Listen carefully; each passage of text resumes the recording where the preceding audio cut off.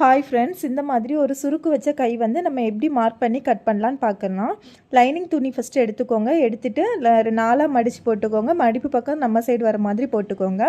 கீழே வந்து 1 இன்ச்சுக்கு மார்க் பண்ணிக்கோங்க. மார்க் பண்ணதுக்கப்புறமா நம்ம ப்ளவுஸை எடுத்து நல்லா அயன் பண்ணிக்கோங்க.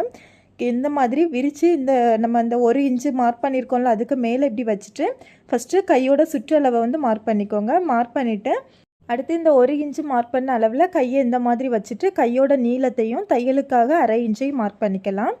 அடுத்து கையோட சுற்றளவு நம்ம மார்க் பண்ணியிருக்கோம், அந்த அளவில் இப்படி கரெக்டாக வச்சுக்கோங்க. நம்ம அந்த கையோட நீளத்துலேயே நமக்கு கரெக்டாக அந்த துணி நிற்கணும். கைக்குழி அளவையும் அதுக்கு 1/2 இன்ச்சு தையலுக்கான அளவையும் இப்படி மார்க் பண்ணிக்கோங்க. மார்க் பண்ணிவிட்டு நம்ம வந்து இப்படி வளைச்சி வரைஞ்சி விடுவோம்ல, அந்த மாதிரி இப்படி வளைச்சி வரைஞ்சி விட்டுக்கோங்க. வரைஞ்சி விட்டதுக்கு பிறகு நம்ம ரெடி அளவு மார்க் பண்ணியிருக்கோம். அதுக்கு அடுத்து 1/2 இன்ச்சு தையலுக்கான அளவையும் மார்க் பண்ணிவிட்டு ஒரு லைன் போட்டு விட்டுக்கலாம். இப்போ நம்ம மார்க் பண்ண அளவில் இந்த மாதிரி கட் பண்ணி எடுத்துக்கோங்க.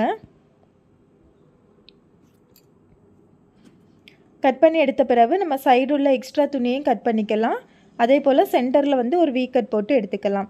இப்போ வந்து நம்ம லைனிங் வந்து கட் பண்ணியாச்சு. அடுத்து மெயின் கிளாத்தில் எப்படி கட் பண்ணோன்னு பார்க்கலாம். மெயின் கிளாத்தை வந்து நீங்கள் 4 துணியாக போட்டுக்கோங்க. போட்டுட்டு ஃபஸ்ட்டு வந்து நம்ம இந்த லைனிங் கட் பண்ணியிருக்கோம்ல, அந்த துணியை இந்த மாதிரி வச்சுக்கோங்க. வச்சுட்டு மார்க் பண்ணிக்கோங்க. மார்க் பண்ணிவிட்டு அடுத்து திருப்பி அதே போல் இன்னொருக்கா இதே மாதிரி வச்சுக்கோங்க. வச்சுட்டு நம்ம அந்த அளவுக்கு எடுத்துக்கலாம். மொத்தத்தில் நமக்கு இந்த கை கட் பண்ணியிருக்கோம்ல, அதோட டபுள் அளவுக்கு நமக்கு வந்து துணி வேணும். இப்போ இந்த மாதிரி அதோட ஹைட்டு மார்க் பண்ணி இந்த மாதிரி நீளமாக வரைஞ்சி விட்டுட்டு நம்ம வந்து அந்த அளவில் கட் பண்ணி எடுத்துக்கலாம். நம்ம லைனிங் எவ்வளோ கட் பண்ணியிருக்கோமோ அதோட இன்னொரு மடங்கு நமக்கு கை வேணும். அந்த அளவுக்கு நமக்கு சுருக்கு வைக்கும்போது தான் கரெக்டாக வரும்.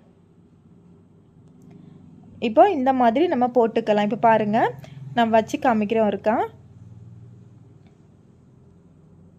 இப்போ கையோட அளவு வந்து நம்ம அந்த லைனிங்கோட அளவுக்கு நமக்கு துணி இந்த மாதிரி இருக்குது. இவ்வளோ அளவு இருக்குது. இவ்வளோ அளவுக்கு நமக்கு இருக்குது. இப்போ அதை அப்படியே நம்ம திருப்பி போடும்போது பாருங்கள், அதே அளவுக்கு நமக்கு இன்னொரு எக்ஸ்ட்ரா துணி வந்து இருக்கும். இந்த மாதிரி தான் நமக்கு சுருக்கு வச்ச கைக்கு இந்த மாதிரி நம்ம மெயின் கிளாத்தில் கட் பண்ணி எடுத்துக்கணும். லைனிங்கில் ரெடி அளவு கட் பண்ணிக்கோங்க. மெயின் கிளாத்தில் நமக்கு எக்ஸ்ட்ரா கட் பண்ணிக்கோங்க. இப்போ அந்த கையோட அளவுக்கு எவ்வளோ இருந்தோ அந்த அளவை வந்து நம்ம ஒரு வீ கட் போட்டு எடுத்துக்கலாம். இப்போ வீ கட் போட்ட பாயிண்ட் இருக்குல்ல, இந்த பாயிண்ட் நம்ம ஃபஸ்ட்டு ஒரு பாயிண்ட்லேருந்து இன்னொரு பாயிண்ட் வரை நமக்கு எப்படி சுருக்கு வேணுமோ அந்த மாதிரி நீங்கள் ஃபஸ்ட்டு வந்து மெயின் கிளாத்தில் சுருக்கு வச்சு தச்சிடணும்.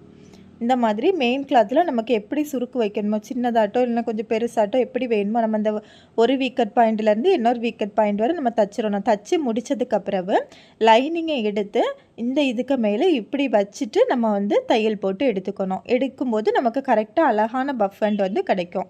இந்த வீடியோ பிடிச்சிருந்ததுனால லைக் பண்ணுங்கள். தேங்க்யூ.